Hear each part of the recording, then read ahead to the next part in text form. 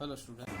In this lecture, we are going to start MCQ and VSQ discussion of chapter 1, right? Student यहाँ पर sir ने ये text book के MCQ की बात कर रहे हैं। टेक्स्ट बुक के MCQ की डिस्कशन आज करेंगे पहले, राइट? तो देखते हैं वन बाय वन। पहला MCQ है, under barter system which of the following is not correct? Exchange of money for product, exchange of product for product, exchange of product for service and exchange of product service for product service, right student? तो पहले तो आपको ये पता होना चाहिए कि what is barter system student, right? तो बार्टर सिस्टम का जो एक्सप्लेनेशन है वो हमारे टेक्स्ट बुक में यही चैप्टर के बिगिनिंग में बार्टर सिस्टम का एक्सप्लेनेशन दिया है। तो देखो सर, आपको पहले बार्टर सिस्टम का मीनिंग बताएंगे, right, which is given in our text book. Ready? Continue. तो देखो टेक्स्ट बुक के पेज नंबर 1 पर बार्टर सिस्टम का मीनिंग दिया है। Barter system was prevailing in economy due to absence of money as a medium of exchange. यानी कि पहले बच्चे medium of money, right, medium of exchange नहीं था, मीडियम ऑफ एक्सचेंज के मनी नहीं था, right? Absence of money as a medium of exchange. In this system product was exchange against product और product was exchange against services. Product के बदले में product दिया जाता था या तो प्रोडक्ट के बदले में service. For example, a farmer has a grain and he is in need of cloth. Farmer के पास ग्रेन था, राइट, और उसे क्लोथ की रिक्वायरमेंट थी, क्लोथ चाहिए था, and who has a cloth is in need of grain.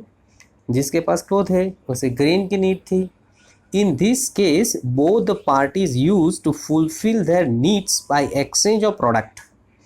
यानी कि फार्मर क्लोथ मर्चेंट को ग्रेन देता था, फार्मर ग्रेन देता था क्लोथ मर्चेंट को, और क्लोथ मर्चेंट ग्रेन एक्सेप्ट करके एक्सचेंज में फार्मर को क्या देता था? Cloth.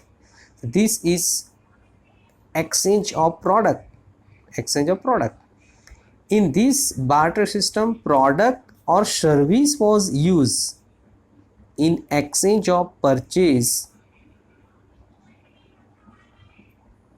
In this barter system, product or service was used in exchange of purchase another product or services. यानी कि प्रोडक्ट के बदले में सर्विस भी एक्सचेंज की जाती थी, राइट? सपोज सर्विस का मीनिंग क्या होता है? तो सपोज कोई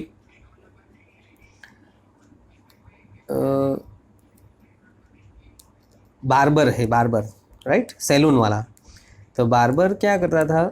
हेयर कटिंग का देता था कोई पर्सन का, और एक्सचेंज में उसे ग्रेन मिल जाता था, या तो एक्सचेंज में क्लोथ भी मिल सकता है, कोई भी प्रोडक्ट मिल जाती थी, राइट, सर्विस के बदले में। तो बार्टर सिस्टम में प्रोडक्ट भी एक्सचेंज होती थी अगेंस्ट प्रोडक्ट, सर्विस भी एक्सचेंज होती थी अगेंस्ट प्रोडक्ट, और service product both are exchange against service product. तो barter system has had practical limitation. Due to limitation of barter system, a need was emerged for such medium of exchange which would be accepted to all. Sir limitation क्या थी? तो barter system में एक limitation ये थी कि suppose grain, farmer के पास grain है, राइट, फार्मर पे पास ग्रेन है और उसे क्लोथ चाहिए। अब क्लोथ मर्चेंट जो रहता था, क्लोथ मर्चेंट क्लोथ तो देना चाहता है, लेकिन उसे ग्रेन की रिक्वायरमेंट नहीं है, उसे ग्रेन नहीं चाहिए, उसे कोई और चीज़ चाहिए।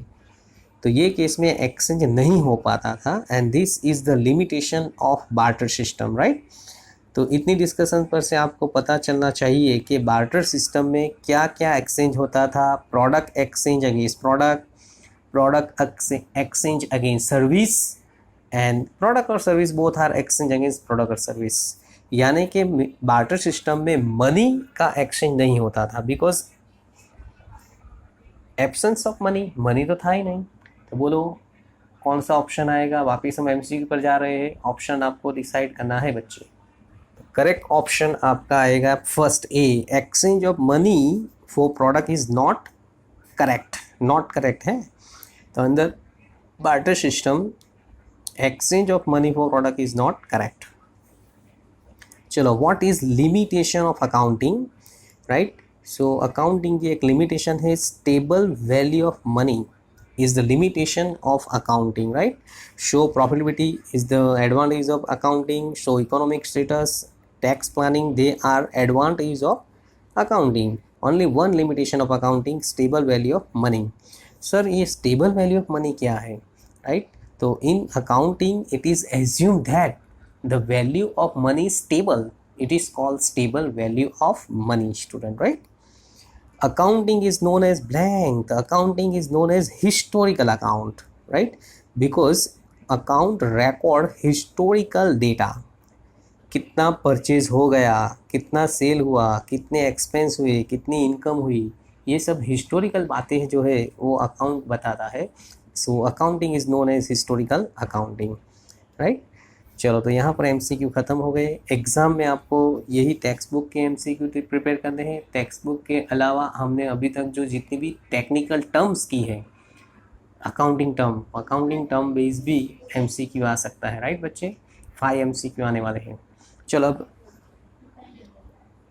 आंसर इन 1 सेंटेंस पर जाते हैं, राइट? तो यहाँ पर सर ने, ये तो क्वेश्चन है, राइट? सर ने डायरेक्ट आंसर भी लिख कर रेडी किया है, वो आज एक्सप्लेन करने जा रहे हैं. ध्यान से देखिए. Short answer in 1 sentence.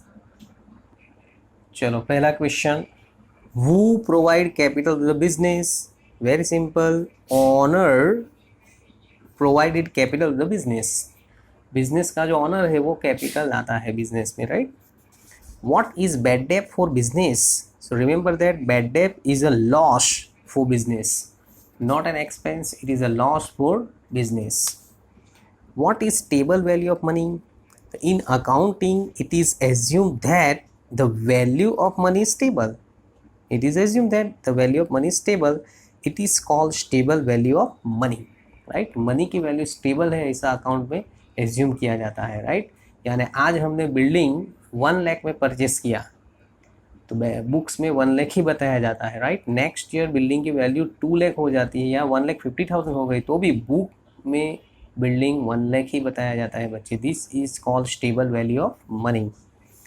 What is double entry system of accounting? The system of accounting in which each transaction has 2 effects, debit and credit effect. This system is known as double entry system of accounting, right? For your kind information, student, there are 3 system of accounting. three system है. एक है double entry system, एक है deci नामा system and third one है single entry system, student, right? Double entry system जो होती है उसमें सभी ट्रांजेक्शन की डबल इफेक्ट होती है, 2 effect, debit and credit. So it is known as double entry system. Single entry system में सिंगल इफेक्ट होती है बच्चे, राइट? एंड डेसी नामा सिस्टम जो है वो ओल्डेस्ट सिस्टम ऑफ अकाउंटिंग है, राइट? तो double entry system is the very popular and scientific method of accounting, right? while double and desi nama system is an oldest system of accounting and single entry system is a incomplete system of accounting, right? आगे बढ़ते हैं. state whether discount received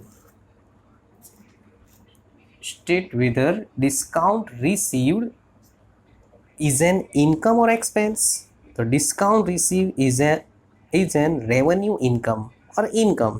expense नहीं, income है. हाँ, discount allowed होता, discount allowed is an expense and while discount receive is an income.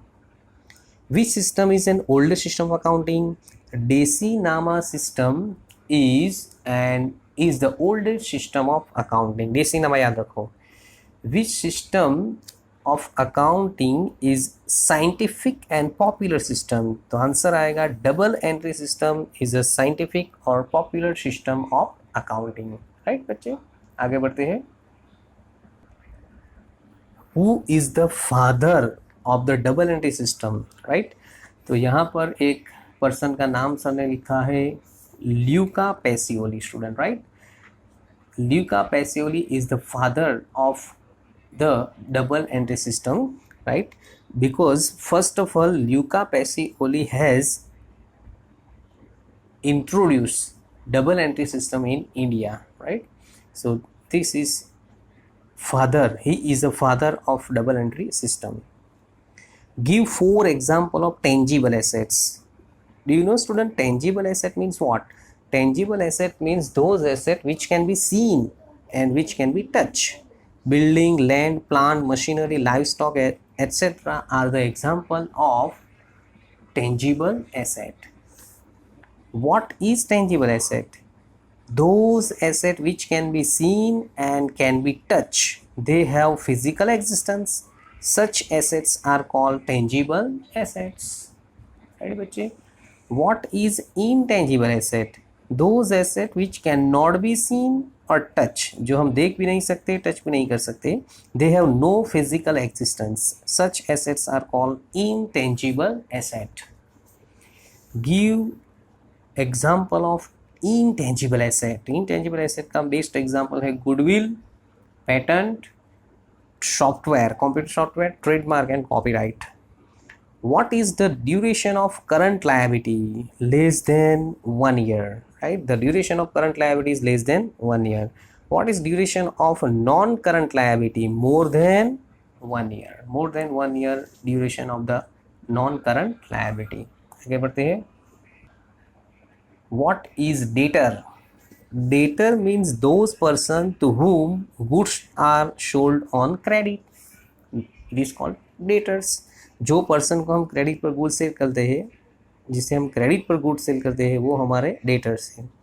What is popular system of writing accounting? Double entry system is the popular and scientific system of writing the books of account.